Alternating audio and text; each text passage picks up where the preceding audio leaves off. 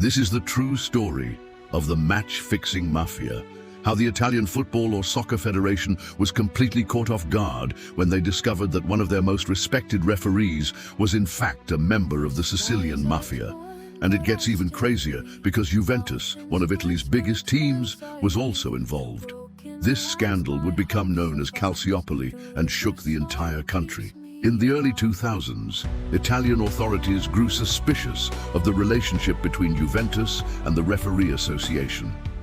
They started placing wiretaps on phone calls, and what they heard would shock them. Referees were openly discussing how they could help Juventus win games and discussed secret payments made under the table. One referee even said, "I owe everything to Juventus and I will do whatever it takes to repay that debt." These shocking revelations would lead to one of the biggest scandals in Italian football history. Juventus was a team in crisis. In 2004, they had come under new ownership, with the CEO being the infamous Luciano Moggi. He had a big vision for the club and wanted to take them to the very top, but he needed help to do it. Enter referee Piero De Santis. He was a respected referee who had a great reputation. But behind the scenes, he was struggling with serious gambling debts. Moggi found out about his debts and offered him a deal. He would pay off his debts if he helped Juventus win the next 3 games. De Santis took the deal and the referee began to fix games, but he wasn't working alone. De Santis was actually a member of the Sicilian Mafia, and when he took the job from Moggi, he actually reported back to the Mafia bosses on how things were going. It didn't take long for the Italian authorities to discover what was happening. They had been placing wiretaps on phone conversations, and eventually they picked up De Santis talking about his work with Moggi.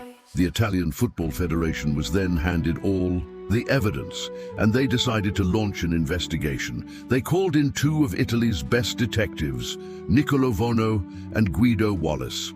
Their job was simple: bring down the Mafia and Moggi. But they soon discovered that bringing down the Mafia was not going to be easy. They had infiltrated every level of Italian society and even had a hold over the police force. Despite all the odds, the detectives were able to get enough evidence to bring down Moggi. He was banned from football for life, and Juventus was stripped of their 2 most recent titles. De Santis and other referees involved were also banned, but the damage was already done. The Calciopoli scandal had completely destroyed Italian football, and it would take years for the country to recover.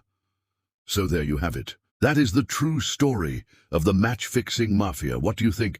Let me know in the comments below. Thanks for watching and see you next time.